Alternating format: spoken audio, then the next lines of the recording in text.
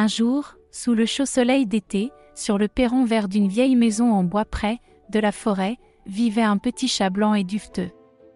Ses petits yeux bleus étincelaient de bonheur car il jouait à son jeu préféré, attraper le papillon. « Papillon, je vais t'attraper », disait le chaton en sautant et miaulant de joie. Mais à un moment donné, le papillon s'est envolé plus loin, dans les profondeurs de la forêt, et le chaton, sans y réfléchir, s'est précipité derrière lui. « Papillon, attends », cria-t-il, mais il n'entendit en réponse que le bruissement des feuilles et le murmure du vent. Bientôt, le chaton se retrouva dans une forêt mystérieuse.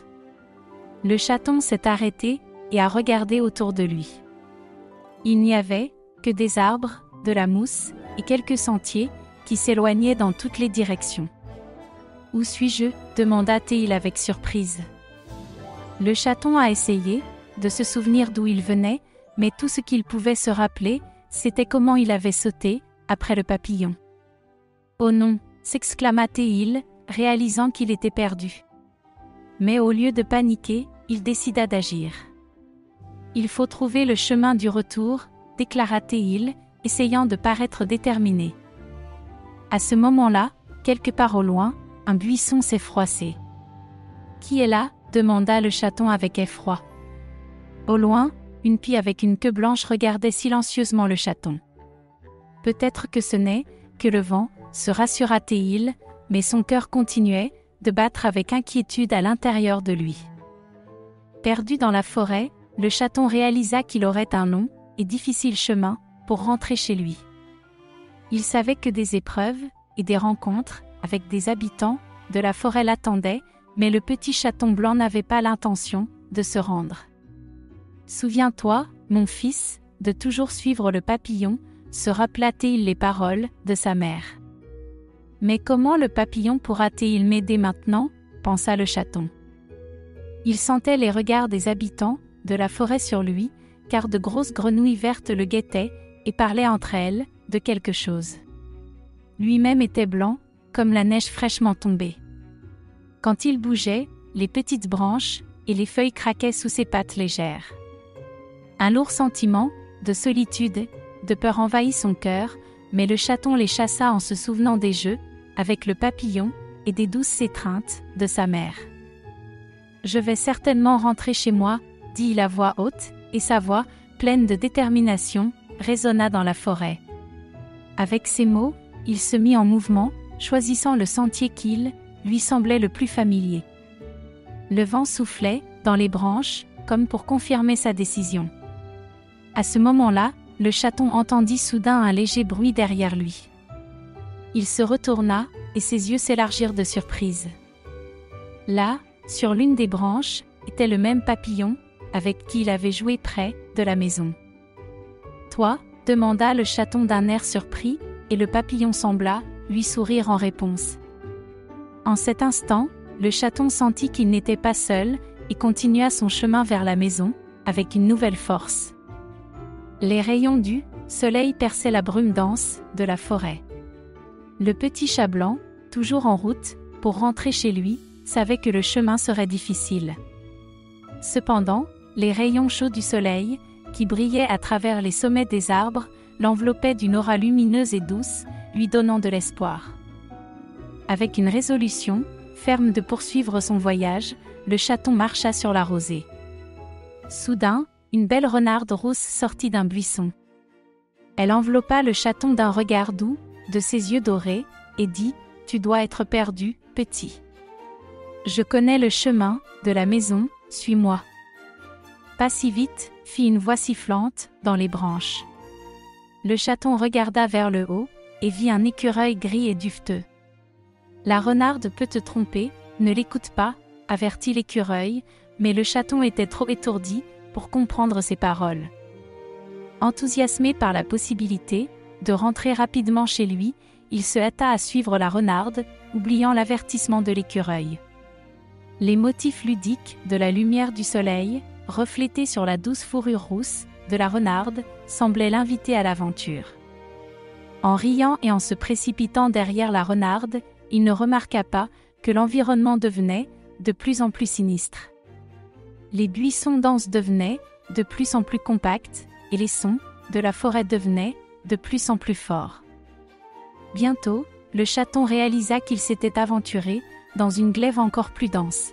« Renard, il semble que nous nous sommes perdus, » dit le chaton anxieux, regardant les arbres qui l'entouraient. Cependant, en se retournant, il se rendit compte que le renard avait disparu. La panique l'envahit. « Je ne sais pas comment sortir d'ici, » pensa le chaton. Après la tromperie du renard, le chaton continua de chercher son chemin vers la maison, marchant sur des branches tranchantes. Le vent chatouillant sa fourrure dufteuse susurra des paroles de réconfort. Au loin, on pouvait entendre le rire discret du renard. Douleur et colère remplirent le chaton, mais il chassa ses sentiments. Soudain, le chaton heurta une chouette géante perchée sur un vieil arbre. Ses yeux, comme deux cristaux lumineux, le regardaient avec bonté et compréhension. « Tu dois être perdu, petit, » dit-elle d'une voix profonde et apaisante. « Je suis vraiment perdu, » avoua le chaton, les yeux fixés sur la chouette, espérant qu'elle pourrait l'aider. Le renard a promis de me montrer le chemin de la maison, mais au lieu de cela, il a disparu en me laissant ici. La chouette acquiesça, comme si elle s'y attendait. « Le renard aime blaguer, » dit-elle. « Mais n'oublie pas que tout le monde ne propose pas une aide honnête. Parfois, tu devras faire confiance à ta propre sagesse. » Ces paroles ont renforcé la décision du chaton. Il remercia la chouette et continua son voyage, déjà avec une nouvelle confiance et une meilleure compréhension du monde qui l'entoure. Mais soudain, le chaton a rencontré un nouvel obstacle. De l'obscurité de la forêt, des dents pointues et des yeux jaunes vifs se sont avancés vers lui. La peur l'a gelé sur place, quand il a réalisé qu'un grand loup menaçant se dressait devant lui. « Où vas-tu, petit ?» chuchota sinistrement le loup. Sa voix était profonde et redoutable, comme le tonnerre prêt à éclater dans les nuages. Le cœur du chaton battait furieusement.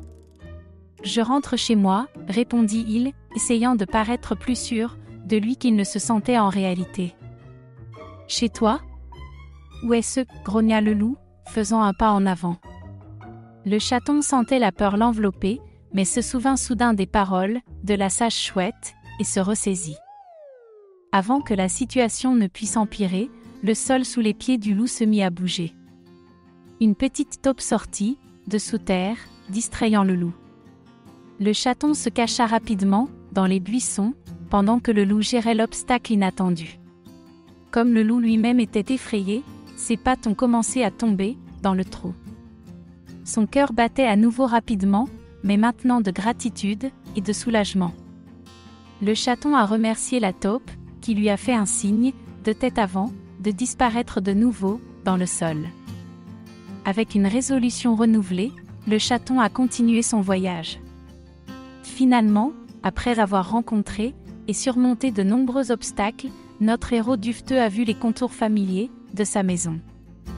Le soleil brillait, de rayons agréables, inondant tout autour, de lui de lumière dorée, et transformant les gouttes de rosée sur les feuilles en des pierres précieuses brillantes. « Je l'ai fait », murmura joyeusement le chaton, sentant le soulagement remplacer sa fatigue. Le petit chiot l'accueillit, avec enthousiasme et joie. Le papillon qu'il avait poursuivi au début de son aventure réapparut, virevoltant autour de sa tête, dans une danse de bienvenue. Sa maison l'attendait, avec des étreintes chaleureuses, et de l'amour, ce dont il avait tant manqué. Maintenant qu'il était à la maison, toutes les épreuves, et les dangers, lui semblaient moins terrifiants. Il a compris que le papillon qu'il avait poursuivi, lui avait en fait donné une leçon. Sans elle, il n'aurait jamais appris le monde au-delà de sa maison sûre, et il n'aurait jamais été confronté à divers défis et aventures. « Je suis content d'être de retour, » dit le chaton, s'installant confortablement sur sa place favorite sur le porche. Il regardait la forêt, ressentant une profonde gratitude pour toutes les leçons qu'il avait apprises sur son chemin du retour. Bien qu'il se souvienne toujours de son aventure, il savait qu'il n'y avait pas de meilleur endroit que chez soi.